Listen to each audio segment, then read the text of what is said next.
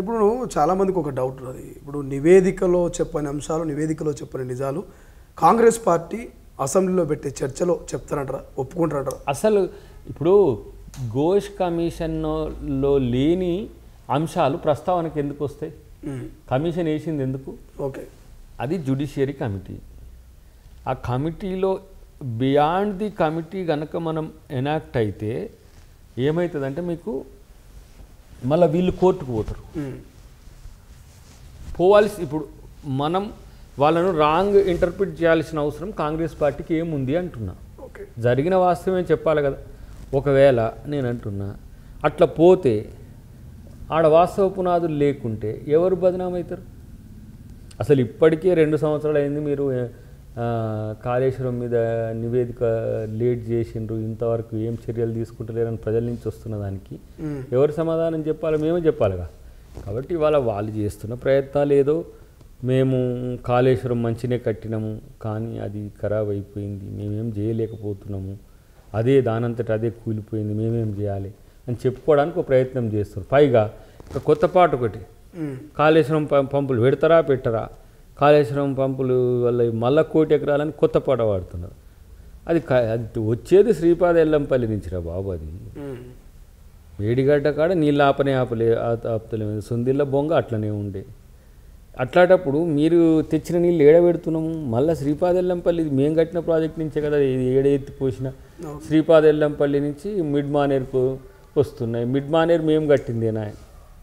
Mid మానేర్కు కాలువలు దొవ్వినరని చెప్తారు వాళ్ళు. సరే కాలువలు దొవ్వినరా, లేకపోతే కొమరం భీంకి ఎందుకు దొవ్వలేదు, అదంతా ఒక కథ. కానీ దీంట్లో అవినీతి.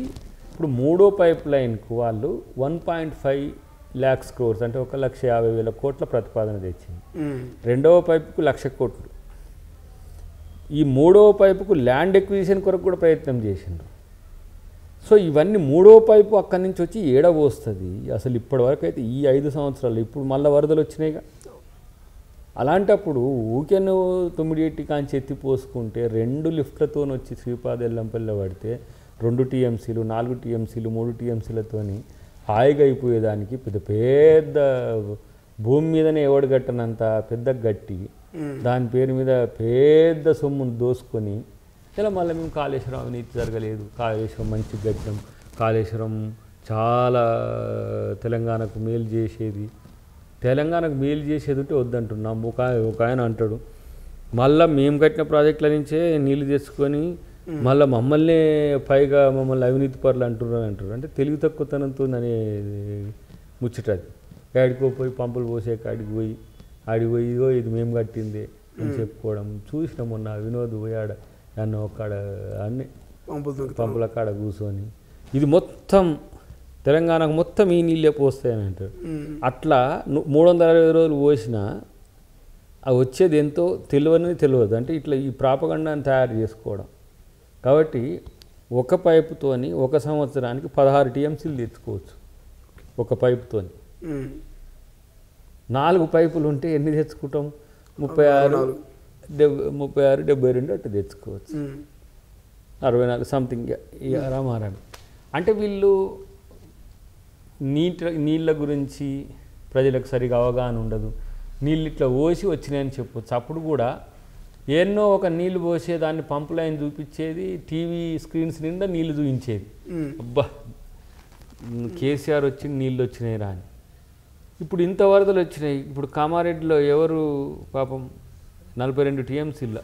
ఇప్పుడు లానినా యుగం నడుస్తుంది. ఎల్నినా వచ్చినప్పుడు ఏంటంటే వర్షపాతం తక్కువ ఉంటుంది, వర్షాభావం ఉంటుంది. లానినా వచ్చినప్పుడు ఎక్కువ వర్షాలు, అధిక వర్షాలు పడతాయి. సో ఇప్పుడు ఇది ఓజోన్ పొరకు సంబంధించిన అంశం. ఎప్పుడు ఏదైనా 4 సంవత్సరాలు ఇట్లా పెట్టుకుంటే 4 సంవత్సరాలు చాలా కాలం అయితే 4 సంవత్సరాలు కాదు. కానీ ఈ ఇంబ్యాలెన్సెస్తో ఒక్కోసారి అటు ఇటుగా కూడా అవుతుంది. కేసీఆర్ ఉన్నన్ని రోజులు వర్షాలు బాగానే వచ్చినాయి. ఆయన కట్టినాక కూడా అవసరం లేకుండా పోయింది. వాళ్ళు మొత్తం నింపింది 60 TMCల నుంచి 80 TMCలు మొత్తం. ఏది కాళేశ్వరం నుంచి. దానికి అమ్మ వరప్రదాయని ఇంత పెద్ద పంట. మరి నీ కాళేశ్వరం నుంచి సుక్క నీళ్ళు రాలేదని చెప్తే మరి గింత ఎనారమస్ పంట ఎట్లొచ్చింది? కాబట్టి ఇవన్నీ కూడా వాళ్ళు ఏదో సగ చెప్పుకోవడానికి చేస్తారు. కానీ అవినీతి ప్రజల్లో అడ్రస్ అయింది, దానికి తీర్పు కూడా వచ్చింది. సర్పంచ్ ఎన్నికలకు సంబంధించి కాంగ్రెస్ పార్టీ ఏం చేయబోతున్నారు? 42% రిజర్వేషన్ అన్నారు, ఒకటి రాజ్యాంగ సవరణ జరగాలి, 9th షెడ్యూల్ అన్నారు, జీవో పాస్ చేసినామన్నారు. అసలు ఏం చేయబోతున్నది? ఎన్నికలు ఉంటాయా ఉండయా? నోటిఫికేషన్ ఉండడం ఖాయం.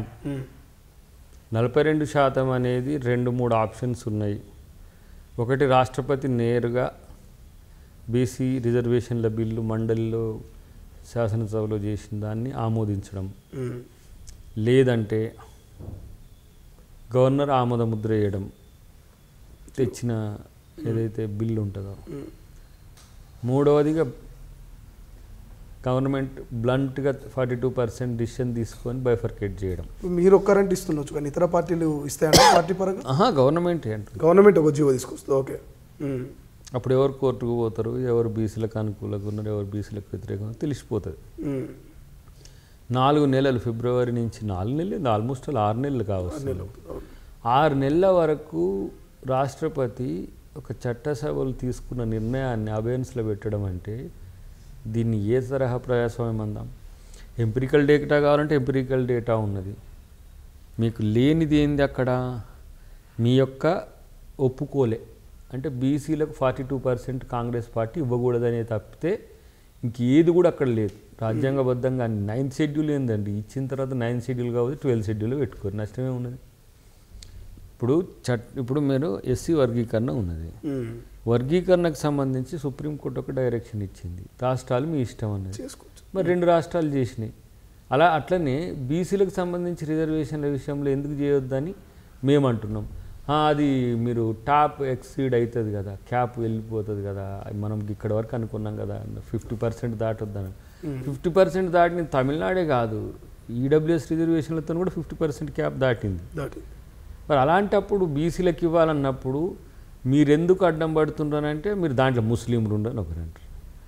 మరి గుజరాత్లో ముస్లిం లేరా? 18 రాష్ట్రాల కాంగ్రెస్ పార్టీ కాకుండా బీజేపీ పాలిస్తున్నది, అక్కడ కూడా ముస్లిమ్స్ ఉన్నారు. మరి ఆడ తీసే రిజర్వేషన్లు అక్కడ ఇప్పుడు అమలవుతున్న వాటిల్లో కూడా ముస్లిమ్స్ ఉన్నారు. 27 కానీ 33 కానీ 40 కానీ 20 కానీ మీరు ఎంత బీసీలకు ఇస్తుండ్రో దాంట్లో వృత్తి కులాల్లో డెఫినెట్గా, వృత్తి కులాలు కూడా కాదు క్లాసెస్, అవి ఆ క్లాసెస్ను మీరు రెస్పెక్ట్ చేస్తలేరు. కాబట్టి అలా నాకు తెలిసి బీజేపీకి అతిపెద్ద డ్యామేజ్ రేపు బీసీల రూపంలో తొలగబోతున్నారు. బీఆర్ఎస్ ఏమో సన్నాయి నొక్కులు చేస్తుంది, మేము ఓకే అన్నాం కదా అని సభలు అంటారు, బయటికి వచ్చాము మళ్ళీ ఎక్కడ కూడా కలిసి రారు. ఎందుకంటే అది బీజేపీ పెట్టుగానే వ్యవహరిస్తున్నారు తప్పితే వాళ్ళు కొత్తగా ఏం చేస్తలేదని మన అంచనా. ఏది ఏమైనా ఇది ఒక రెవల్యూషనరీ యాక్ట్, అది ఒక కొత్త మార్పుకు శ్రీకారం చుట్టే చట్టం.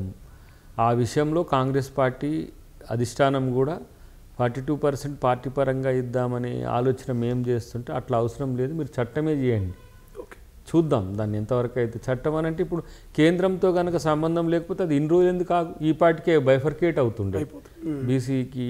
ఇప్పుడు ఒకసారి మనం ఇది ఒకసారి అది పెట్టాల్సిన అవసరం కూడా రాకు. సర్పంచ్, ఎంపీటీసీ, జెడ్పీటీసీ అన్ని ఏ టైం పెట్టుకోవడానికి అవకాశం ఉంటుండే. మళ్ళీ మనకు సెప్టెంబర్ 30th వరకు హైకోర్టు ఇచ్చింది. సో అప్పటి వరకు ఇప్పుడు సభ కూడా అయిపోతుంది కాబట్టి పెద్ద సమస్య ఏం రాదు.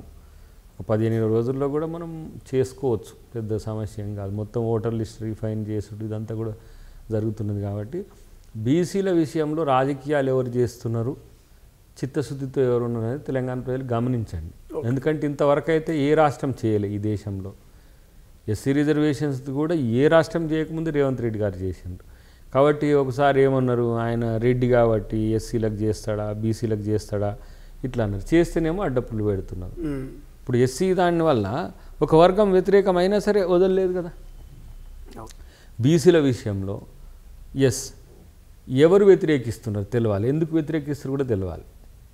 గతంలో కూడా బీసీలకు సంబంధించిన అంశంలో ఎన్నో నష్టాలు జరిగినాయి. ఇప్పటికైనా వాళ్ళలో చైతన్యం వస్తున్న క్రమాన్ని గమనించకపోతే సమాజము వాళ్ళ యొక్క సమస్యల్ని పట్టించుకున్నట్టు కాదు అని రాహుల్ గాంధీ గారి యొక్క ఆలోచన. దానికి రూపం ఇచ్చే ప్రయత్నం రేవంత్ రెడ్డి గారు చేసిండ్రు. అసలైన తొలి వెలుగు. ఫాలో వాట్సాప్ @తొలి వెలుగు official.